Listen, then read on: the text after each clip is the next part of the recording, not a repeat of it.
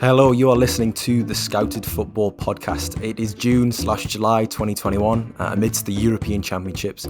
Some seriously entertaining knockout fixtures have already taken place, and no doubt there are plenty more on the horizon. Today, though, we're going a little off-piste from our recent Euros coverage, back to the usual format, which is a particular topic in the world of under-23 and youth football, if this is your first time listening. And for that reason, we jumped at the chance to get Ryan on the podcast as he revealed on Twitter that his new book, The Dream Factory Inside the Make or Break World of Football's Academies, was coming out. And I believe that's about 5 or 6 weeks away from being available, but I think you can pre-order now from places like Amazon. But Ryan was good enough to send over a copy of the book, and I've managed to leaf through a decent portion over the past few days. And I have to say, from a personal perspective, for somebody who's really interested in this kind of thing, the comprehensive detail, the anecdotes, the insight is all absolutely brilliant. So without further ado, Ryan, welcome to the Scouted Football Podcast. How are things with you? Hi, thanks for having me. Yeah, I'm good, thank you. I appreciate the chance to come on and talk about my book a little bit. So yeah, thanks for having me. Well, no, I was just saying, wasn't I, in sort of a little preamble before we started recording, that in terms of the Scouted Football Podcast, Academy football, the pitfalls and the successes, it kind of is the bread and butter, really. So we were delighted that you kind of had the you had the enthusiasm to come on and join us. But just to get to know you a little bit, you're a football journalist. You're obviously a football author. What sort of has been your relationship with football? Just a lifelong one. I guess it's probably no different to most football fans from around the UK. Just grew up in it.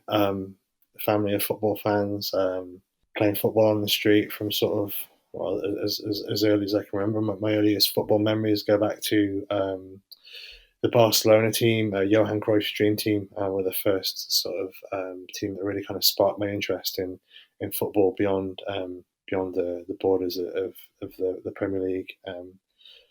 Romario was my first football hero. I remember the World Cup in '94. I remember my dad watching that. I would have been 7 at the time. So yeah, it just goes back to childhood fascination and being a big fan throughout all my life. Yeah, I think sometimes it is those international tournaments that kind of do just capture our imagination for the first time, especially as kids. I remember my first tournament, and it was a World Cup as well. So it's just the wall to wall football on telly that somehow grabs you, somehow grips you. But in terms of your background in football journalism and that sort of thing, what is? I mean, you've had bylines with BBC Sport, with the Guardian, the Independent. You've been around the block a few times, and you've seen it firsthand. I mean, what was sort of the motivation to start writing a book? I mean, to start writing the Dream Factory. It's always a question I find quite difficult to answer because it's probably 2.5 years ago that I started working on it. So the actual inspiration to do it, the kind of light bulb moment, I don't really remember. But it was just born out of a general fascination with youth football that I've always had. I've always found it very intriguing. It's a world that you don't often get too much of an insight into. I think it's still a world that has its doors quite firmly closed to the outside. I don't think clubs like revealing too much about what they do and what goes on behind the scenes. And I think you hear kind of anecdotes of negativity and things that go around, but you don't hear too much about the processes that happen, and the day-to-day operation of these places, and how the system has evolved for good and for bad. So yeah, it's just a fascination with those things and wanting to explore it in as great a detail as I can. I do remember being very unsure about whether it would be possible because the key to this book is the access I was able to get, and I was really kind of skeptical as to whether I would be embraced, and this idea would be embraced by the youth football world. But luckily I was. I found that the people doing the day-to-day work, the coaches, the academy managers, the players, the parents, everyone has experiences that they want to share, either to spotlight their work or to raise an issue that they feel needs more attention. So yeah, the very first club I went to visit was Crystal Palace, and I remember being stood at the side of one of the training pitches watching their under-18s go through a session, and just kind of realising at that moment that this is something this is happening now. This is a project that is viable. This is something I can make work. So that was February of 2019, and so from that point on, that felt like the moment the project to do this book really started to take form and to feel real. So yeah, that's where it goes back to. Yeah, I suppose sort of the wheels were in motion once you got down there, and you kind of you had to double down. You couldn't really go back on it at that Yeah. point. And I mean, I think we're all going to be richer in terms of knowledge for you making that decision, because 256 pages the Dream Factory has, and it is. I mean, as far as I've got through it at the moment, it is. Yeah, I mean, anecdotally, for somebody who thought that he knew quite a bit about academy football, it just turns out that I do not. Very, very grateful for you for you having written the book. But in terms of, you're saying the access that you got was very important. There are a number of case studies in the book, and they're not inaccessible. They're very relevant. They're very topical. They center on players such as your Marcus Rashfords, your Mason Mounts, who are, very much at the forefront of footballing discourse in the United Kingdom at the very least, and probably in the world as well. You've had some really, really intriguing interviewees and people who you've spoken to gain insight from. Would you say that there was anybody who really sort of challenged the way that you perceived academies? Because you said that obviously it seems a bit sort of like a closed book at times. It's a closed off industry in a way. Did you have sort of an idea of what it would be like going into it, and did anyone sort of kind of make you think otherwise once you'd actually interviewed and spoken to them?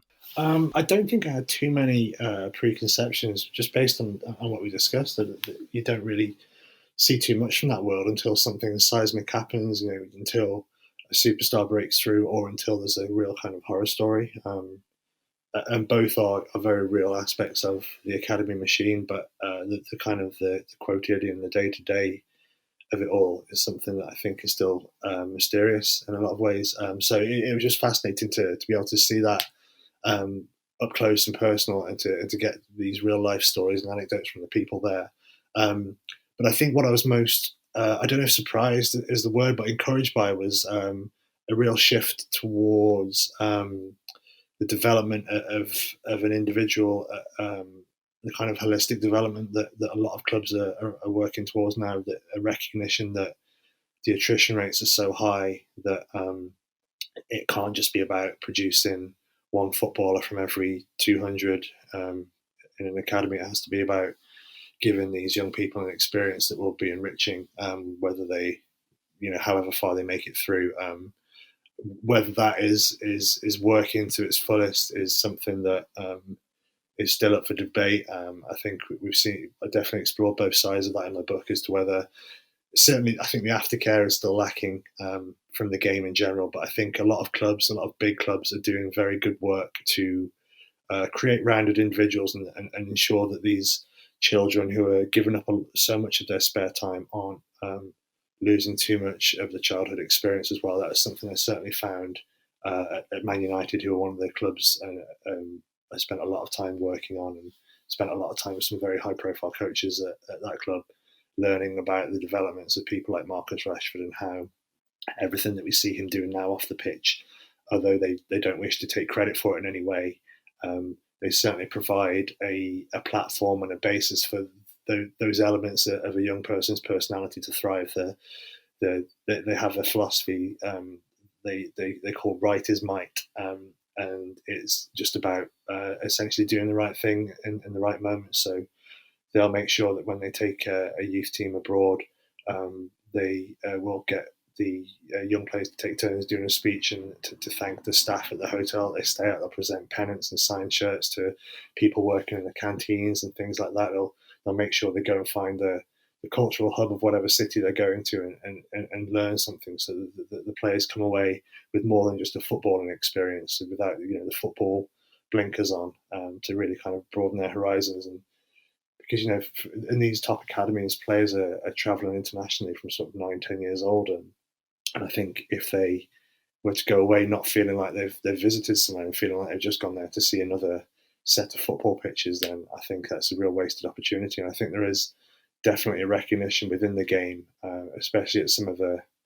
bigger academies, that's something they need to be focusing on. And I think that's something that has improved, and that is what has been one of my biggest takeaways, and one of the things I found most encouraging about a system which can, as we've seen, it can have negative effects on the young people it takes in, because of the sheer numbers of children within it.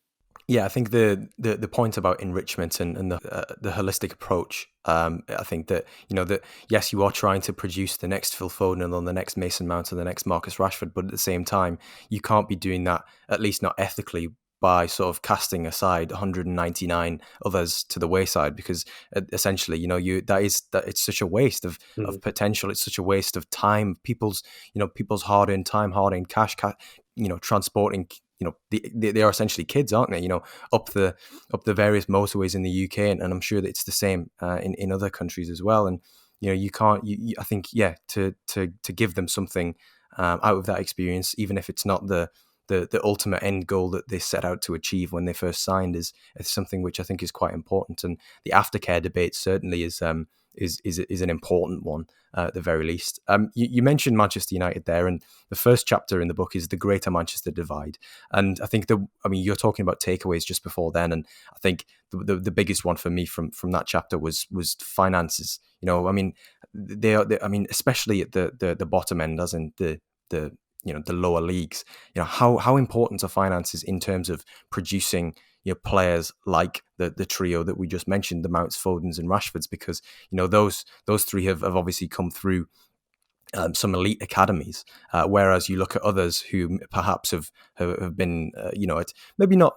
I mean, they're still, by comparison, elite academies. They're not exactly your Sunday league club, but somebody like Dele Alli coming through at MK Dons, or Kyle Walker coming through at Sheffield United back in the day.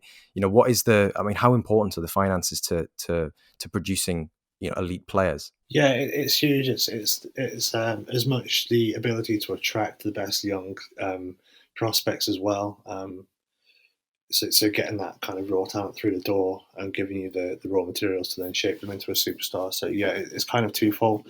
And the chapter you mentioned there, the Greater Manchester Divide, was something I kind of stumbled into in the process of writing the book, because I went and visited Bury before the club went under, and spent a day with their academy director. And it was just fascinating. I pulled up onto the car park of their training ground in Carrington, and it's the old training ground of Manchester City before they moved to the Etihad campus. And when you pull in, one of the things I first realised was the kind of weathered facade of the main building. You could still see the outline of Man City's club crest, and you could see the outline of the Man City logos and things that are on the side of this weathered building, and the lettering for Bury Football Club was missing some letters. It was just a real kind of illustration of the haves and the have-nots. So this rich super club kind of left this facility for greener pastures a few miles away, bequeathed it to Bury, and it doesn't have flood lighting, so they have to train somewhere else on dark evenings. They had their changing rooms were stocked with lockers that were picked up secondhand from Liverpool's academy, which I mentioned in the book was a kind of tidy little metaphor for how they do their recruitment. Because Mark Litherland, the academy director there, he's now at Bolton. He told me about how their recruitment budget was £5,000 a year, which is just, when you think how much City's academy operation runs on, it just pales in comparison. So it was a real nice juxtaposition that these two teams who had a lot in common geographically, and the fact they once, they both occupied the same space at one point or another, to juxtapose Man City and their huge multi-million-pound Category 1 academy operation with Bury's, I think it was Category 3 at the time. And yeah, just really threadbare. Theirs was all about generating finances for the club through player sales. So they had this process of identifying young players, and they would separate them into categories from sort of the age of 12 and onwards. As players who had a chance of making their first team would kind of be the kind of B prospects in a lot of ways, because the A prospects they'd expect to have been selling on to what they called their customers, which were Championship and Premier League clubs. before they even got to the first team level. And they had a lot of success in doing that. They've made around £2.5 million over the previous 5 years before the club shut down through selling academy players up to the bigger clubs, and that was kind of what their academy was there to do. Whereas at City, I spoke to Gareth Taylor, who is now the women's team manager, but he was under 18s manager at the time. And we discussed how he wasn't allowed to go into any details, but he was very clear that it is part of the expectation at City sell players to help justify the cost of the running their academy. But the ultimate aim is to get a Phil Foden through the door. So yeah, it was fascinating to see those two clubs and their very different financial states next to one another, and to see the real effect of money on academy football, on an academy operation, just because of how it alters priorities and how it forces clubs to think differently, and it changes the kind of world they inhabit. Their place on the food chain essentially is entirely dictated by their finances. Yeah, I think that's incredibly fascinating because the business model and you're right in saying that it is a model is completely different depending on your level of finance. If you've got, somebody like Bury, obviously before they went under, having the separate to me, just hearing that, separating, you've got your A prospects and your B prospects, and the idea is to essentially bring these players through your academy, but to justify sort of continuing the academy setup, you have to sell them before they get to a point where they're ever going to reach the first team. It kind of seems counterintuitive when you're running a football academy, because the immediate thought is that all football academies are purpose built to bring players through for that club. But of course, the financial necessities often dictate otherwise. You mentioned there briefly that the Bury were Category 3 at the time. Manchester City were obviously Category 1. For anybody who isn't aware of the different category systems in English football, that is, what does being Category 1 mean? What does being Category 2, Category 3? Obviously, Category 1 being the highest. Are there benefits? Are there drawbacks? Are there increased costs that come with operating a higher level academy? Yeah, so the category levels are in reference to the Elite Player Performance Plan, which I imagine some of your listeners will be aware of to some extent, because it's been fairly controversial within youth football in this country. What that is the set of rules and protocols that govern youth football within the top 4 leagues in England, so the Premier League and the 3 Football League divisions. They abide by these set of rules, and each academy is graded Category 1 to 4 based on their offering, based on their facilities, their staffing levels, and what they're able to provide for their young players, with 1 being the top and 4 being the lowest.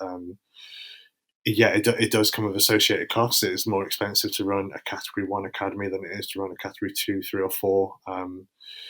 At the point at which the EPPP guidelines were published in 2012, I think the estimate was between 2.5 and 4.9 million a year to be the expected running cost of a Category 1 academy.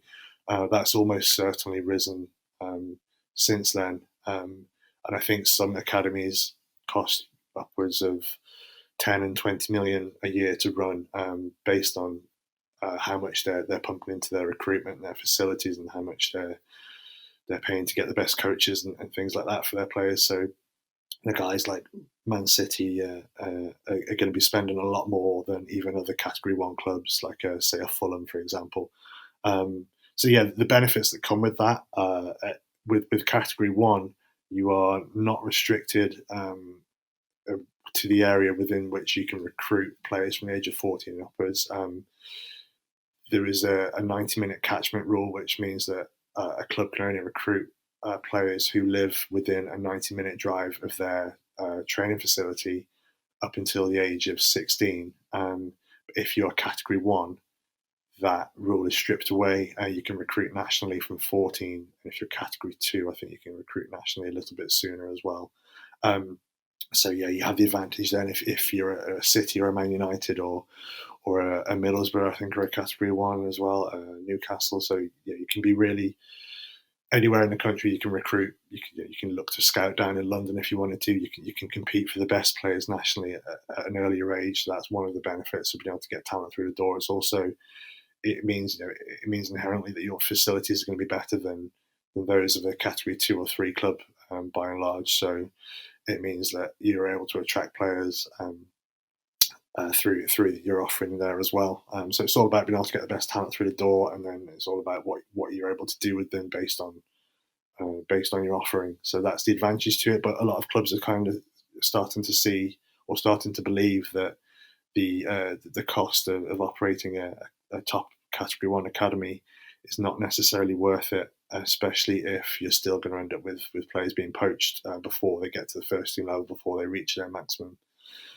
sell-on value. So clubs like Brentford have stepped away from EBBB entirely and now operate a B team model where they're only recruiting players in much smaller numbers. So they've shut down their academy and they run a B team for which they recruit players in the sort of 16, 17, 18 age bracket who might have been elsewhere, who might have slipped through the net, but their smaller group is constructive players they believe each has genuine first team potential, whereas a big conventional category 1 academy might have 200 players across all the age groups, fully aware that only a small fraction of those even have the potential to make it to first team level.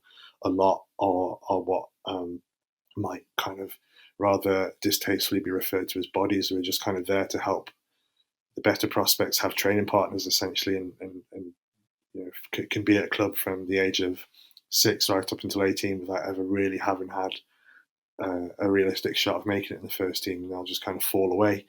So yeah, there are a lot of pros and cons to category 1 and to the academy system in general, which is something that's being really debated because more and more clubs are stepping away from it. So it's a really interesting subject to monitor over the next few years to see what route a lot of clubs decide to go down with it, and whether it will enforce any kind of changes to the way that the system is set up. Yeah, that whole debate around bodies and how X amount of players will essentially just become filler, essentially, is an interesting one, because that will pervade into the debate around aftercare as well, because there will be an element of while the club know that a high proportion of those players, particularly at a Category 1 academy, will not make it to the professional game, then there is in the minds of all of those players, there will still be that, well, I'm still here, so I've still got a chance. And I think that, I mean, personally, from my perspective and my sort of, it's my opinion is that obviously the aftercare is something which, while you say it's still lacking, I'd be inclined to agree with you, because I think that the model is a bit, this is all or nothing. You have to sacrifice so much, and then in an instant it's gone. I mean, what is your take on the aftercare of young players who perhaps at 16, 17, 18, they've been in the academy setup for 10 years. It's been their entire life. It's been every weekend. It's been multiple nights per week. It's been everything to them. And then it just gets stripped away. I mean, I suppose it's better than in the past, when it was quite literally all or nothing and there were no sort of backup plans. There was no sort of education intertwined with the football. But I know there are some clubs who get their academy prospects into sort of apprenticeship schemes and whatnot to give them a trade or a skill set that's outside of football in the event that they do not make it. And what's your thoughts on sort of the aftercare, whether it's come a long way or whether it's still got a long way to go? Yeah, so there are 2 chapters in my book which deal with the process of releasing players and then what happens to them thereafter. One called Dear Parent Guardian, which focuses on the slightly younger ages. So it begins with, I was able to get hold of an email that a Premier League club sent to a 7-year-old boy, the parents of a 7-year-old boy. They released shortly after recover from breaking his leg playing football. And it was very impersonal. It was one of those kind of letters, emails where you would click to add the recipient's name, and they just hadn't bothered to click, and it left it as Dear Parent Guardian, and this kind of very generic email they sent this boy who'd been playing with them since he was, I think he was 5, playing for their pre-academy. So he'd been with them for pretty much half of his life by the time that they let him go, very sort of unceremoniously, with no no real follow up. So yeah, I was able to reproduce that, and there's another chapter which focuses on the slightly higher age group, so guys who have been released at sort of 16 to 19 kind of age range, and that one's called "How many times can you face rejection?" Because that was the line that one of a player who'd been released by Fulham, he said that to me. He said, you know, how many times can you face rejection? Because after he was let go, um, it's then the process of going on a lot of different trials, and the rejection starts to mount up. And he, after being told he wasn't good enough for a Premier League team in Fulham, who were Premier League at the time, he soon found he was being rejected by teams a lot lower down the pyramid. And he was playing semi-professionally within a few months, and there was just a lot of rejection stacked on top of further rejection, and it was a really difficult time period for him. I spoke also with people who are looking to help provide better aftercare from an outside as well.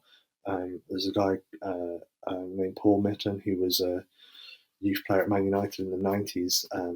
He started an initiative called Revive, whereby he's now a personal trainer.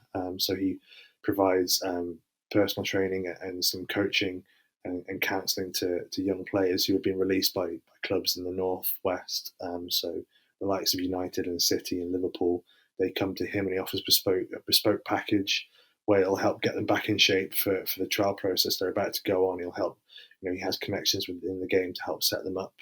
Um, but he's tried to connect with clubs and make his offering something kind of official and endorsed. But he's had the door shut in his face several times by all the clubs he's met with and the governing bodies. So there's kind of reluctance from inside the game to accept help from outside it. I think what my general findings were from looking into aftercare and the process of releasing players was that the game thinks it's a lot closer to cracking it than it really is. I think clubs and in particular the governing bodies, the kind of the rule makers and the policy setters think they're a lot closer to offering an adequate aftercare package than they really are. So though there have been strides that have been made, there's a lot of psychological help that's supposedly on offer to these young players. The PFA claimed to put on a lot of classes. The players I spoke to found that the outreach that they received was either very impersonal and felt like box ticking, or it just didn't reach them at all. So yeah, there's definitely a big gap. That's the biggest area for me that the game has to make up ground in, and that is a theory shared by a lot of high-profile coaches within academies as well. They are of the same mind that at the moment the system swallows up too many young people and spits out too many. I was fascinated as well to learn that just how many of the coaches I spoke to and the academy managers would be in favour of raising the age at which they can sign young players. So I'm sure you and a lot of your listeners will have been aware that last year Bayern Munich decided not to run age groups, I think, until around 12 years of age. So they don't take children younger than 12 at the moment, or they've decided not to do that. And a lot of people in the game in this country are in favour of doing the same. So at the moment, you can sign players from the under-9s age group up. So at the age of 8, these players are committing to contracts, one-year contracts that tie them exclusively to a club.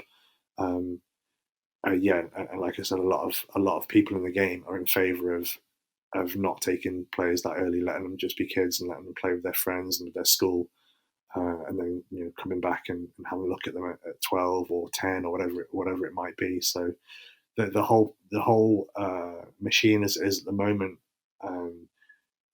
necessitates a really high attrition rate, which I don't think is healthy. And at this stage, although things have improved in terms of the aftercare, there's still a long way to go from my perspective.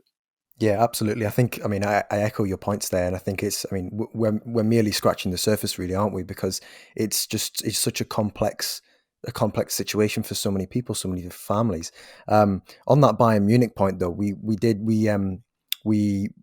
we had an article a piece, a really well written piece in one of our recent handbooks about Real Sociedad, obviously the La Liga club, who I don't believe I think the earliest that they bring in players for their academy is around 12 or 13, because they think that it's better for their young players to be participating in local youth football with their friends. Up until that point, they don't see the merits of bringing in players at the age of 5, 6, 7, and upwards, up until their early teen years, and putting them through the system. They want the players who come through to maybe have a few little deficiencies to their game, but then have that individuality as well.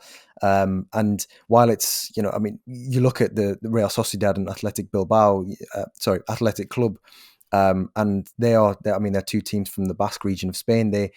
Especially Athletic, they have, their club policy of only fielding Basque players is a remarkable one. But it goes to show that, in that region, that clearly something is being done right, that those two teams have been able to sustain themselves in the top flight of Spanish football, and sustain themselves quite well, with a healthy stream. Certainly in Real Sociedad's case, of Basque-based players many of whom have come through the academy, many of whom are household names, but also, of course, Athletic Club, who are they recruit from the local area, and it's quite similar to clubs in the UK, in that the chapter, I can't remember the name of it. You're gonna have to remind me, Ryan, but it was the one about Crystal Palace and the beginning, the Diamonds on the Doorstep, I believe it was. Doorstep Diamond Man, yeah. That's the it. one Yes. about you kind of mining the local hotspots for the best young talent. Yeah. That chapter is very, very interesting as well. And it goes to show that perhaps bringing players in at 5, 6, 7, while there will be some success stories, Mason Mount being one, and we'll get onto him, that perhaps that's not always the best way to do things, and that there will always be difference of opinion, and there'll be different approaches. And if that's better in terms of an aftercare scenario, then perhaps that may be the way that things need to go. But it's as I said, we're merely scratching the surface, and it's an interesting subplot to academy football. Moving on though, and into sort of more just academy football in general. You look at the England squad, for example, at this summer's European Championships, and I think it was 23 of them out of the 26 had some form of experience at either academy level or at the beginning of their careers in the lower leagues. It's a devil's advocate kind of question, me asking you whether it's easier or better to join an elite setup academy, or go to a lower level academy, somebody who's perhaps at Cat 2 or Cat 3 level as opposed to Cat 1. I suppose what you're probably going to tell me is that it's completely different case by case. But you have the chapter towards the end of the book, La Masia of the lower leagues, which I'm yet to get my teeth into, actually, but I'm looking forward to reading that bit. But could you give us maybe a summary of that chapter, and your thoughts on the differing approaches, really, of whether you'd go for an elite setup, or you'd be going for going through the lower leagues, where maybe the route and the pathway to first team football is a bit clearer? Yeah, so the chapter La Masia of the lower leagues is about the teams outside of the rich academies who are trying to compete and trying to innovate to produce players on smaller budgets. The reason I referenced La Masia in particular is because I went to Shrewsbury Town and met with their academy manager, David Longwell, who was a really impressive guy, a Scottish coach. He made his name at St Mirren by making St Mirren the third most productive academy in Scotland, after, of course, Celtic and Rangers, and made them competitive with the old firm Big Two. He then had experience in America with Orlando City and New York Red Bulls, running their academy. Working with Jesse Marsh as well in New York, and everything he learned there. And his principles have always been based around Barcelona and watching what they do and how they develop players. So he's now brought that to Shrewsbury. So it's the kind of Cruyffian ideals splashed with a little bit of the Red Bull pragmatism. And it was just fascinating to learn about how his approach to developing players and how that translate to a team in League One and the players they're looking to produce for their first team. But I also went to Kidderminster, a team who are outside of the Football League at the moment, and they had a really ambitious plan to not only develop their academy and make it one of the hottest destinations in the West Midlands for the young talent, competing with the likes of Shrewsbury and Wolves and Walsall and West Brom and the teams around them, but they also wanted to create an academy a bit like the is it UCFB? I might be getting the acronym wrong there, but the one that's with its campus based at the Etihad and at Wembley, which offers sports specific degrees. They wanted to do the same thing in Kidderminster. They wanted to make the football club and its affiliated university that they were hoping to build the central hub of the town. So it was a town that was known for the carpet industry up until kind of the 50s and 60s when that industry started to really decline. So the chairman I spoke to there, who's now no longer with the club, but I'm assured that the plan is still in place. They were really hopeful of making the club a kind of community asset and a real big employer and provider of opportunities for young people within the region, within the town. And then I also went to Colchester, who were, at the time I wrote the book, were the highest ranked Category 2 academy. The lowest ranked, in terms of their position within the Football League. They were the lowest team to have a Category 2 academy, being down in the fourth tier. And just looking at how ambitious they are with their project and the facilities they have. They've got a really nice academy there. I spoke to John De Souza, who was academy director, who's since been promoted to the role of, I think, of director of football there, and how they're looking to give chances and create first. They have targets around making at least 50% of their first team in terms of both minutes played and number of players in the squad to be coming from their academy. So they're using an approach which kind of mimics what Liverpool and Man United are doing, with a real individual focus to development. So yeah, I was the aim of La Master of the lower leagues in that chapter is to take a look outside of the big budget famous academies and look at the different processes that are going on that people who are looking to compete, because while a lot of clubs down there are kind of either disbanding or reducing their academy offering, there are some who are still kind of flying the flag for development and looking to innovate in different ways that is cost effective. So yeah, and how that plays into your question about whether it's better to join a club of that ilk or whether it's better to be at a Category 1 academy where competition is going to be higher. Yeah, I think it is, like you said, the obvious answer is that it's a case-by-case thing. I think if you're a Phil Foden level talent, then you probably are better off at a Man City, where you're on this kind of destined path and you're playing alongside the best of the best and being coached by the best of the best. And then, it might be the case that only one out of every age group gets a chance, but if you're pretty sure of being that one, then that's going to be the best place for you. But not everybody's going to be ready for that. I think it probably suited someone like Dele Alli's development to be at MK Dons, where he got a lot of exposure to higher age group football at a young age and was in the first team there at 16, and consequently by the time he went to Spurs at 18 he was kind of robust and was able to cope with the physical side of the game and was able to come in and make a difference for Spurs really quickly. So it depends on the individual and their character, their talent level, and their developmental rate as well, because some players develop at a slower rate. So if they went to a big academy, they might be behind the curve for a few years, and they wouldn't necessarily get the chance to kick on. Like the natural progression rate might have come a little bit later. So by the time they've reached that stage, they've already been let go and are having to rebuild elsewhere. So maybe it's better to, if you are that kind of person, to start lower and work your way up.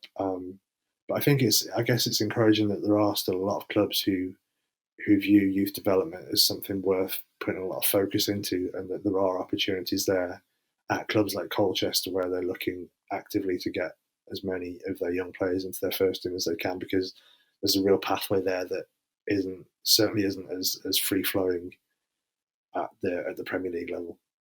No, I know where you're coming from. It's kind of going back to the argument about different models for different clubs on different financial planes. I mean, we come back to finances, and it does dictate, But you were referring to Phil Foden there. Obviously, you spoke to people who've been instrumental in his development and who've held major roles at Manchester City, but across Manchester as well. Obviously, you spoke to people who were instrumental in Marcus Rashford's development, and you've already touched on the personal development, not just the professional side of things, that sort of makes Manchester United youth team players, or at least in theory, tries to make them socially conscious as well as being possessing that elite mentality to make it to the top at a club like Manchester United. But sort of there is a chapter in the book called Raising a Rashford, and I suppose you spoke to a breadth of people about Marcus Rashford. I saw something about Fletcher Moss Rangers in there, which was obviously the club that Rashford played for before signing for Manchester United. Was it? I mean, given the backdrop of everything that Rashford has done with Fair Share and lobbying the British government and whatnot, was it an interesting one to research and to speak to people about? Because I mean, I can only imagine that people would have the same thing to say over and over about him. Yeah, no, it really was. It really was. I spoke at length. One of the stars of this book, in a lot of ways, is Tony Whelan, Man United's assistant academy director, who's been with the club, I think, since 1990 in some form of youth coaching role or another, and is still there now, and is a real he's kind of the oracle of youth football in this country, and is certainly the oracle of my book, because it starts and ends with him, and his insight is splattered throughout it. He's a guy who is he's in his late 60s now, but still has the absolute verve and just joy and love for the game and love for his job, and a real kind of sense of responsibility to the children he essentially looks after and develops. He's acutely aware of that responsibility, and to see the way he kind of glazed over and talked about Marcus Rashford was really, really interesting to me, because here's a guy who's seen it all in terms of youth football, and has done an awful lot as well. Like I said, with that writer's might policy, some of the coaches at United. I spoke to Paul McGuinness as well, who now works for the FA, but was a long time United youth coach and very respected figure within youth football in this country. And Paul referred to people like Tony as the guardians of the United spirit.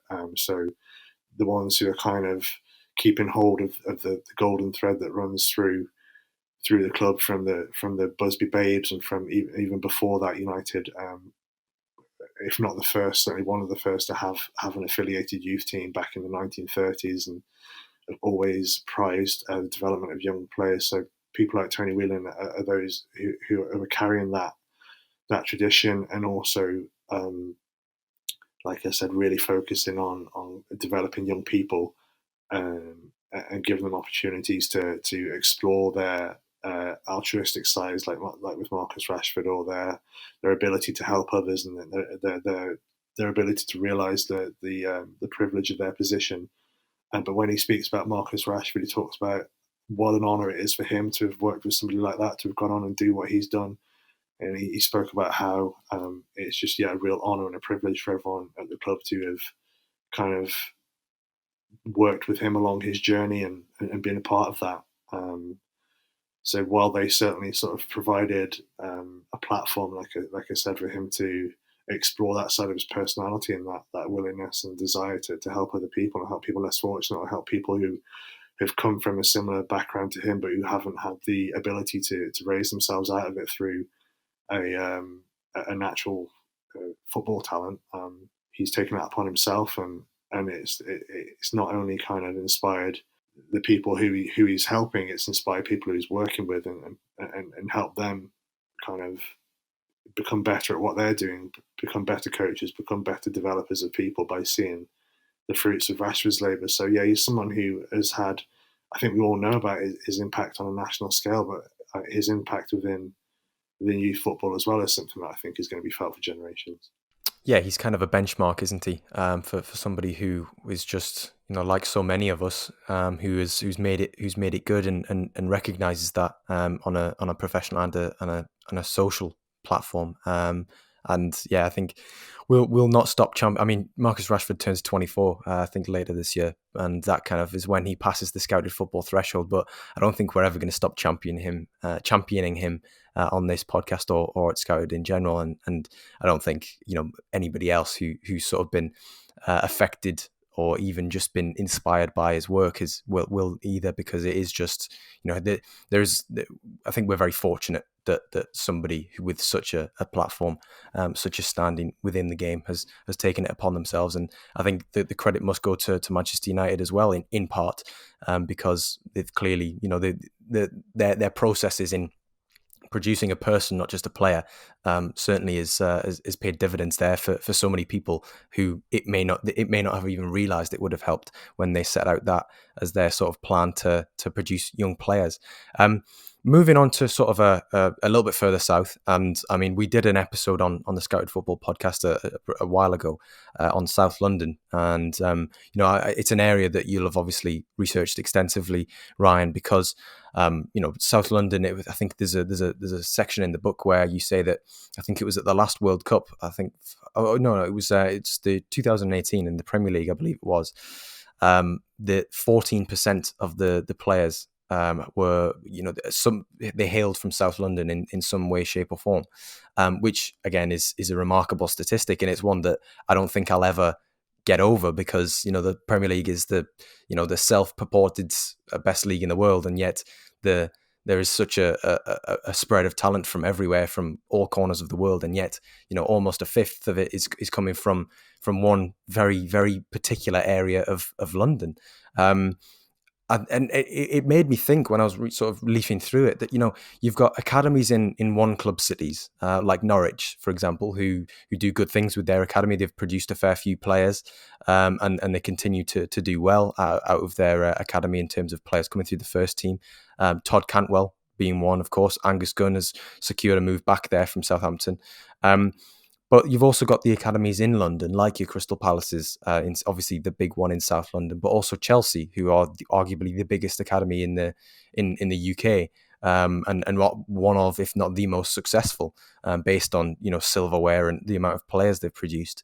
I was speaking to Tariq Lamptey, obviously of Brighton now, not so long ago, and he was saying that at Chelsea he came in when he was around, I think must have been about eight or nine. Came in at roughly the same time as Conor Gallagher and a number of other players who have then gone on to make it professionally, maybe not necessarily at Chelsea, but they've made it to a very, very good standard. And he was saying that, it was second nature after a while. We were playing in youth cups and the UEFA Youth League and whatnot, and we trusted each other because we'd played together so long. Friends became brothers and that sort of thing. And it made me think, what is there a benefit from having an academy which is so highly regarded in a huge area like London, which has the pulling power of Chelsea? To be a Chelsea in London is huge. I think that is it's probably pretty much your ideal scenario, because, like you said, it's such a hotbed. The downside to those hotbeds is that competition is rife within them. So you mentioned that area of South London. It's probably a football hotbed comparable with the suburbs of Paris. It's such a rich scene to be mined for creating young footballers. But the issue then is that even if you're talking about being restricted to a catchment of a 90-minute drive from within the training base, there are still probably a dozen or more clubs who can compete for those players. Among them, the likes of Chelsea and Arsenal and Spurs, who have got big, expensive Category 1 academies. So to be one of those big boys in an area like that, I think is probably the ideal situation if you're looking to acquire the best possible young talent. Yes, but then if you're somebody like a Norwich, like you say, you have more of a monopoly on your area, but it's perhaps not as rich a hotbed. So then there are fewer players to select from, but you probably have an easy run at them. So yeah, it's a bit of a trade off. But I think if you can, I mean, it requires a lot of money and a lot of years of investment and building that status. But I suppose if you want to be in anyone's situation, you want to be in a situation of somebody like a Chelsea who are known for the players they produce. they're starting now also to become known for having a bit of a pathway, which they didn't always. But I think they certainly are a club who come as close to any other to guaranteeing, if in any way, the best chance at a future in the game at some level. So to have that reputation, to have that status, and to be in an area like London where you can hoover up that talent, even if they're not as close to the real rich hotbed of South London as a Crystal Palace, they do have the pulling power. That's probably the best situation to be in. That's going to help you get the best talent, and obviously then have the best chance of developing them for whatever means you desire, whether that's for an eventual sale or for to be a prospect for your first team. I think the 90-minute catchment is an interesting system. It's an interesting implementation, I think, and just sort of looking briefly on Google Maps, within that 90-minute catchment from Chelsea's Cobham academy setup is Portsmouth, and that's where Mason Mount was born. I don't know whether that was where he was discovered, so to speak, but I do remember him being, when I was reading through, I do recall him coming into the Chelsea academy at a very young age. I think it was around 5 or 6. He may have even been in the pre-academy. I think I remember reading that as well. But he's one of the other case studies you've got in the Dream Factory. And I was reading something last night by Adam Newson, who's one of the Chelsea reporters at Football.London. I was just intrigued to learn about the route that Mason Mount has essentially taken from his childhood years to becoming an England regular, and a Chelsea regular, a Champions League winner, and one of the best English players in the country. I mean, from your case study, who are the main drivers really behind developing Mason Mount that we know today? Yeah, so Mount is another one. I interviewed his dad, and as well as a few Chelsea coaches and scouts, to kind of really tell his story, to the point at which he was scouted by Chelsea and then signed on for them. The reason being is that I guess the crux of this book, what I wanted it to be, is answer the question of how this young upcoming generation of English footballers, which of course includes Mount and Rashford and Foden and Trent Alexander-Arnold, how were they created, and also at what cost? So looking at the downsides of it all, cost in terms of finances and cost in terms of the attrition of the young people. And Mount was somebody I wanted to look at because I find his path quite interesting. He was spotted out in Portsmouth. He was a huge Portsmouth fan as a boy. He used to go all the time with his dad. He was spotted at 6, and you can't sign exclusively to an academy until you reach the under-9s level. So he was still able to train with Portsmouth, and I believe he also trained with Southampton for a bit as well. So he had options, but Chelsea were there first and kind of presented themselves quite quickly as his most ardent suitors, and made real kind of sure of their desire to acquire him when the time came to choose just one club, even though he was such a huge Portsmouth fan. So I spoke to Tony Mount about how Mason was scouted. I also spoke to the scout who spotted him, a guy named Rob Windsor, Chelsea scout. And it was a bit of a slightly underhanded trick that they used. It certainly wasn't in contravention of any rules or anything or any ethical codes or anything like that, but it was a little bit of a wily trick of the trade, whereby he was spotted playing for his local team, a team named Boar Hunt, in Portsmouth. I believe it was his first ever time playing a competitive game on grass. He was so young and so fresh. He was 6 years old. And the Chelsea scout Rob Windsor approached Tony Mount, because Tony has a background in non-league football in the south of the country, so he was quite a well-known figure around the local scene. So Rob Windsor, the Chelsea scout, knew who he was. He approached him and said, "Is that your boy, the number 7?" Tony said yes. He said, "I'd love to take him up to Chelsea." Tony Mount said, "Well, basically, he's just 6 years old. He's only just started playing. I'd rather leave it, to be honest with you. He's enjoying his football. Let's just leave it and see where it goes." And so the Chelsea scout went away, accepted the response. But then a couple of weeks later, Tony Mount gets a call from Boar Hunt's manager, who's very excitedly telling him that they've been invited to a tournament at Chelsea's Cobham training ground. The whole team are going to be going up for the day to play against a bunch of local teams. So the idea being that Chelsea, although the parent didn't want Mason Mount to go and train with them in their pre-academy just yet. That they were banking on their ability to get him through the door and wow him with their facilities and their methods to be able to kind of turn the boy's head. So that's what happened. They went up to this tournament 3 weeks later. They won it. Bull Hunt won the tournament, beating out a lot of the top local teams. And at that point, they invited Mason and a couple of other boys from that team to train with them every Friday as part of their pre-academy. And as Tony Mount said, at that point they had him. He couldn't really say no because he'd been there, he'd seen it. And that was for the next however many years. He was carting him up and down the motorway to take him to training at Cobham once a week. That was an interesting insight into not just how they spot the players and how far they cast their scouting net, but also how they get them through the door and how they overcome any obstacles that might be presented by reluctant parents. You certainly wouldn't say it was a mean trick or an underhanded or certainly no rules were broken, but it was a bit of a wily little trick of the trade to get him through the door. And Tony Mount was also keen to point out that once they were there, they were very happy to be there. They loved Chelsea, always have loved, and that's why when the time came at 8 years old, Mason chose Chelsea to sign with over Portsmouth, the club he grew up supporting, because they took such good care of him. Guys like Michael Beale was a big part of his development, who's at Rangers now as part of Steven Gerrard's staff.